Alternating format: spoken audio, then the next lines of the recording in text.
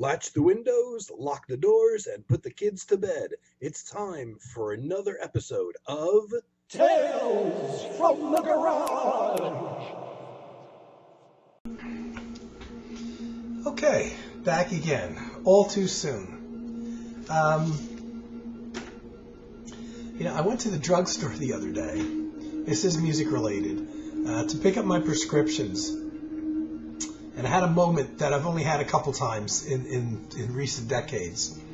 And that's, I picked up my prescriptions, and as I was walking out of the store, and I don't know why I didn't notice this before, playing very quietly in the overhead music was some very easy listening music, the kind of which I've only heard once in the last 3 decades in stores. This was a CVS pharmacy, and I don't know if the music wasn't on before or what the scenario was, but it wasn't until I was almost out the door leaving that I heard the music, and I actually stopped and just stood there for a minute, and I realized that the other people in the store must think I'm crazy because I've obviously got my bag of stuff and I'm leaving, and I just kind of froze in front of the door. And I'm hearing music of the type that you always heard in stores when I was young, but you don't hear anymore. And it was very low in volume. And now I don't know who even supplies this kind of music anymore, because the companies, the Muzak companies that used to exist, that supplied this kind of music, without commercials, to supermarkets and department stores and doctors' offices, etc., etc., they don't program this kind of music anymore, so it's very interesting. And even on my cable stations, when you've got these free music channels that are broken up by, oldies and big band swing and mainstream jazz and, pop music and rap and rock and heavy metal and all that stuff, they don't even have really a true easy listening station anymore. And I don't really know that it was specifically easy listening. I was trying to detect what I was hearing because the volume was so low. It sounded like what came to mind is Les Paul. If you heard some of Les Paul's later instrumental things, where he would just have a rhythm guitarist comping the chords in the rhythm with no drums or bass or anything, or maybe there was bass there, but certainly not drums.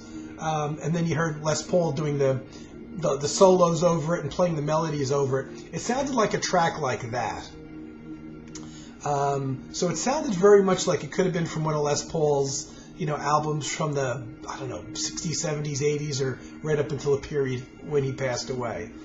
Now thinking about it, it makes. I wonder if somehow it could have possibly been Les Paul, because Les Paul lived in my town for the last 40 plus years, maybe even longer of his life. He actually passed away, in this town. There's a Les Paul museum that opens from time to time here in town somewhere. I haven't been to it yet. It's not open full time, so I don't know exactly the scenario. But it sounded like Les Paul, though. I don't think anybody that worked in that CVS would even know who Les Paul was, so it was really weird. It just made me freeze because you don't hear music like that anymore, which I kind of miss in a way. And the last time I heard that was, I don't know if it was the early 2000s or the late 90s. I went shopping at a food store by my old town where I used to live. It wasn't the food store I normally shopped at, but I had been there throughout from the 1970s until I moved here. At various points I would go there. It wasn't the closest one to my house, it wasn't my normal place where I food shopped. And I went in there one day, I was at late 90s, early 2000s, and they were playing real easy listening music like the Wes Montgomery with strings kind of stuff.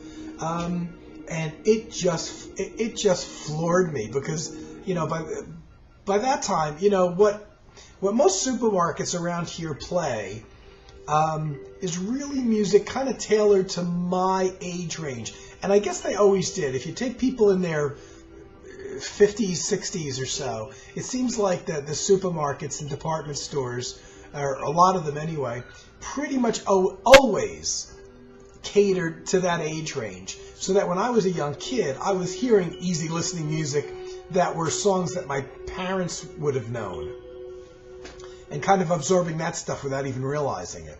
You know, but as time goes on now, they're kind of appealing to people in my age group, so they're not playing the easy listening stuff, or they're not playing jazz. They're playing the pop music that I grew up with. You know, for the most part, what I hear are all late 60s, early to mid 70s, kind of like AM pop songs.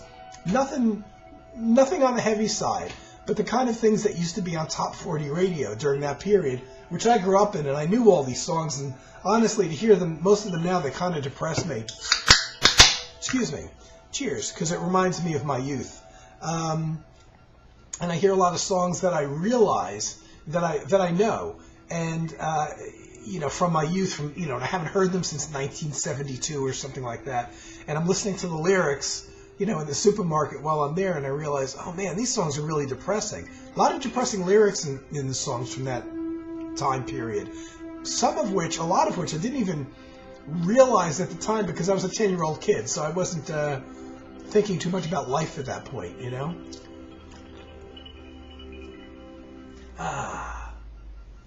Okay, before I do my random vinyl pulls, I want to read a fan letter. This is for real. I'm not making this up. It wasn't attached to one of my recent vinyl pull videos. It was an older video that I had done, a fairly long one. It said, what makes you think people are going to listen to you? Talking. Get off the air. So that's my fan letter of the week. And naturally, I deleted that comment. What I don't get is, isn't that what YouTube is? Isn't YouTube like tens of thousands of people coming on and talking about stuff? So I've gotten a couple of these, and I guess that's what happens when you get a certain amount of subscribers. So as a result of that, I'll be leaving the air. No. Okay. I replenished my stack back there a little bit. As you know, all the vinyl pulls, once I select them, I leave them out. I don't put them back. So I had a slight gap, not as much as I would have liked, but I filled in that gap with a bunch of albums. But they were random albums, and I'm afraid that I'm still heavily weighed in favor of a lot of ECM and a lot of things that aren't exactly going to be surprises. So at some point, I'm going to have to maybe make a conscious effort to pull specific albums that aren't in there out and, you know, put them randomly in the batch there that are maybe classical music and things like that, which I seem to have actually already put in the storage bins, and I haven't pulled those out. So, you know, the stuff here tends to be, I don't know, it tends to be more of my favorites and the things I played a lot over the years versus the deeper stuff, you know, the stuff that maybe I didn't listen to as much. But I'm already 8 minutes into it, and I haven't pulled anything, so here, I better start. Oh, this was one of the new ones. Actually, yeah, it was, the corner was sticking up, so but this was, you know, out of the new stack that I grabbed, I saw this one. This was this was the last one in the stack. John Abercrombie Timeless. One of my favorite album covers. I love that. I love that cover. There's not a lot to say about this album. Everybody that knows John Abercrombie probably knows the album. Most people this is his first solo album. Recorded in June 1974. Just John on guitar, Jan Hammer on organ, synthesizer, and piano, playing the bass lines on the organ, bass pedals, and the great Jack DeJohnette on drums. A lot of people think this is the best thing John ever did. I think this is far from it. I put this way down at the bottom of his of my preferences for listening to him. There's 2 acoustic songs on here, both written by John, where he plays acoustic guitar. Pretty sure it's acoustic guitar. Yeah, on both tracks. Love Song and Remembering, which are the 2 shortest tracks on the album, which are really, really lovely. The 2 fusion tracks, which were actually both written by Jan Hammer, Lungs, which is 12 minutes long, and Red and Orange, they're they probably sounded great at the time, but honestly, by the time I bought this in the late 70s, it was already kind of outdated sounding, kind of raw and not in a good way. And even John, I read in an interview, kind of said, there's some stuff on that album that I feel so about. You know, at the time it was kind of exciting to do this fusion thing, but it's not. I'm not really happy with the way it turned out. And I know he was referring to those 2 tracks, because the other 2 tracks I'm fine with, and I think he was too. Ralph's Piano Waltz, which is a mid-tempo, a really nice piece that, probably along with Timeless, the title track, which is an incredibly well-known track, and probably the biggest known track off this album, which is 12 minutes, and also a John Abercrombie original. That one's almost new agey, and it's weird to think that. I was surprised that Ralph Towner chose to cover Timeless at one point as well. There's been a few cover versions of the track Timeless. You know, very low key, very quiet. It never really builds up to, even over its 12-minute length. It doesn't ever build up to like an up-tempo thing. It stays kind of mellow. It's a great way to end the album. Ralph's Piano Waltz is more of nice. It's a nice organ track. It's got a nice tempo to it. Probably the closest thing to a mainstream type jazz tune. And there's nice. The keyboard work is really nice on it. It's a nice little theme. Wouldn't call it a riff so much, but the theme that they go back to and then they solo off of is a really nice track. And I know I'm pretty sure they included it on one of his compilations on ECM. I don't know if it was the Rerum compilation or the Works compilation. I think it was Works that it was on. And that's under 5 minutes. So Ralph's Piano Waltz and the 2 acoustic tracks on here are really my favorite. The acoustic tracks, by the way, are all acoustic. Jan Hammer plays piano on them, and those are really good. And Timeless is one of those tracks that he's just really well known for. Most people, if they don't put the album in the best category, would certainly put that track in the best category. But I actually prefer the 2 acoustic tracks.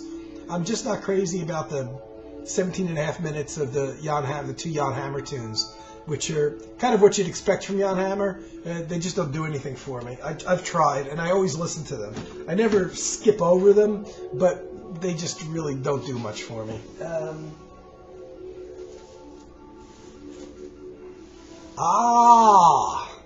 Guess what? I picked an ECM album.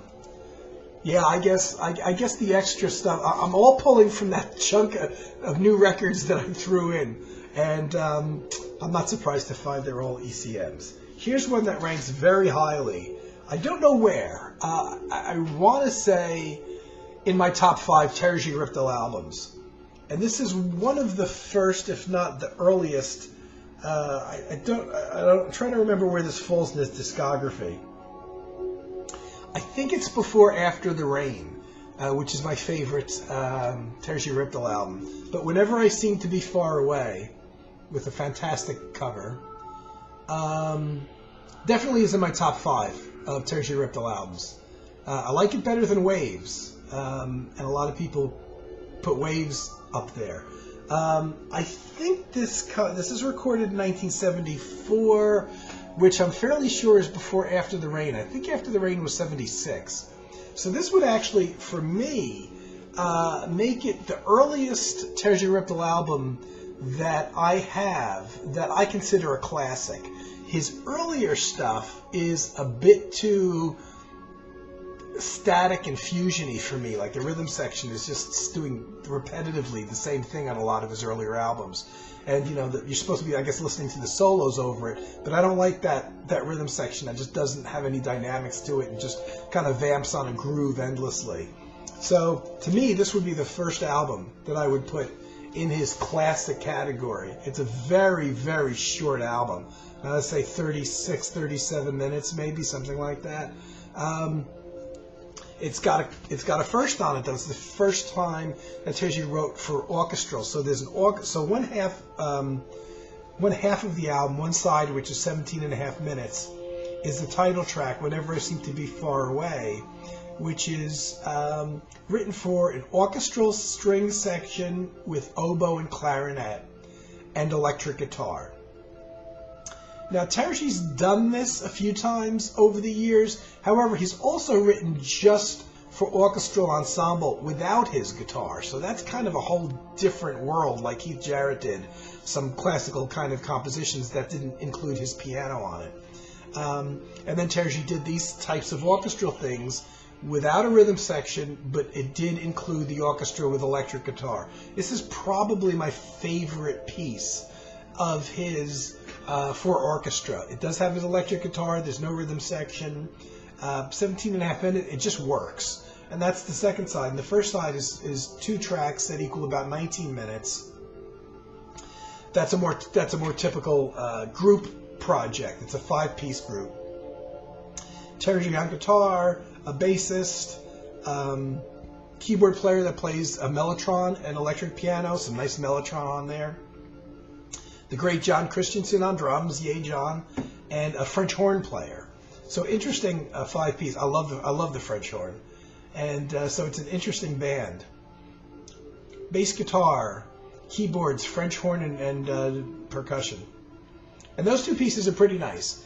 One's only 5 minutes, one's 14 minutes. The 14-minute one is, to me, it's a little bit better than the earlier long-form pieces that Terzi was doing, where I mentioned he kind of stayed in, like, had the rhythm section vamping for too long, playing the same repetitive thing.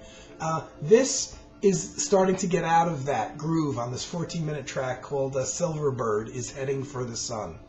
It starts to get out of that vampy thing, so that there's a little bit more dynamics for that long-form, group piece, the 5-piece group here. So I like those pieces as well. If the whole album had been just that, maybe I probably wouldn't rank it as high. But I like the split. You've got half of a quintet band album, and then you've got the orchestral thing, and they make it's a nice A-B thing. This is certainly one of those things that is.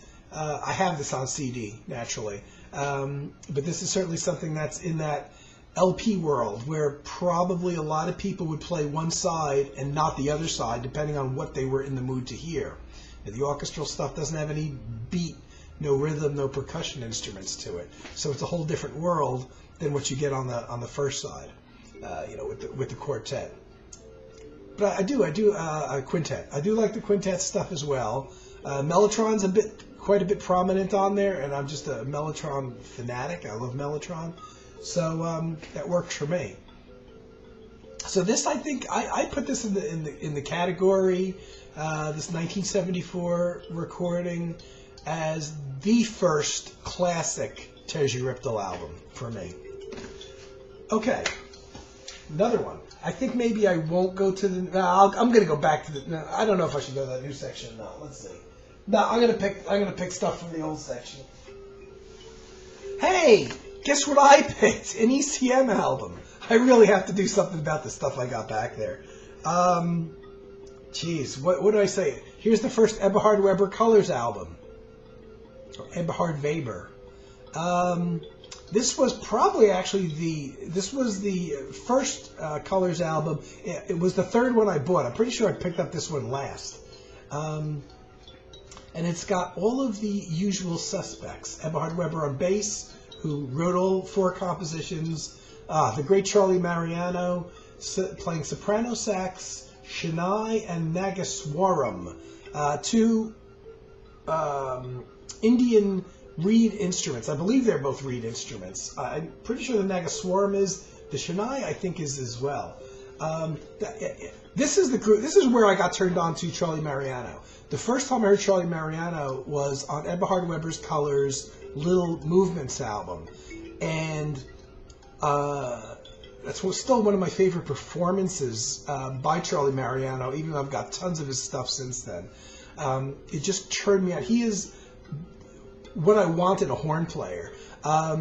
He plays saxophones, mostly soprano sax, but he plays alto as well on a lot of his albums, not on this particular one. He also liked to play exotic flutes, so he played a lot of wood flutes from various cultures. He was very much into world music before world music was hip. And as you heard on here, he also plays ethnic wind instruments, in this case two, I believe from India. And he was always that kind of experimental thing, which is what I like, because if you get an album, any album, whether it's as a lead or sideman, where saxophone player is one of the lead voices in the band, and he only plays one type of sax, by the end of the album, the sound gets pretty old to me. But I like the fact that Charlie was always switching off. You know, he's got recordings with the flutes, with a couple different saxophones, with these unique, weird Indian wind instruments, you know, that he plays. So he's always got a variety of sounds going on. And it's fairly prominent on this album as well. So thumbs up to Charlie Mariano, who I love, my favorite saxophone player ever. As usual on Eberhard Weber albums, Rainier Bruninghaus is on keyboards, not just in the... He's the only, pretty much I think the only member of Colors that also appeared on Eberhard Weber's other solo albums. He was the most used musician, made the most appearances on Eberhard Weber's ECM albums. So I guess for a certain time period, it was one of his closer musical associates. A bit odd, because for many, many years, even prior to this, keyboardist Wolfgang Downer had been a real musical partner with Eberhard Weber. And it's a bit strange that there's really no times on the Eberhard Weber album that Eberhard actually used Wolfgang Downer. Wolfgang made an appearance on one or two tracks, I think it was just one track, off of his live album that he had recorded just before his stroke. So I think it was I believe it was the last album that Eberhard Weber did before he had his stroke. And it was one of these live gala things where a whole bunch of musicians like Gary Burton and people that had played with Eberhard over the years came on and kind of did guest appearances. And Wolfgang Downer played on, I believe, only one track of those. But so for a lot of years, before the internet, I was unaware that Wolfgang Downer was such a close musical associate, going back decades, of Eberhard Weber's. And they remained friends. I have a DVD documentary on, I forget the name of the famous jazz label in Germany, MPS Records. And the documentary was made, I want to say in the early 2000s, I think. And there's an interview that was then current on that with Eberhard Weber and Wolfgang Downer sitting together. So they were still friends after playing together at least since the 1960s.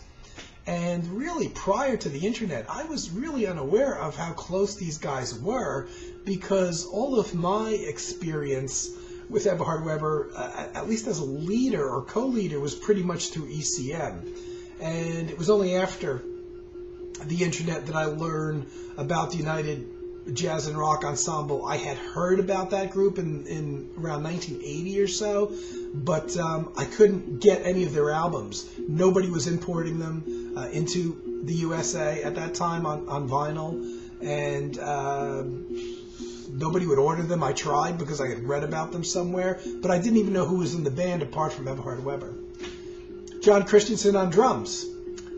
This was the only album that John Christensen made. The only personnel change that Eberhard Weber's Colors had was John Christensen being the drummer on the first album, and the second and third albums, which followed, had John Marshall on drums.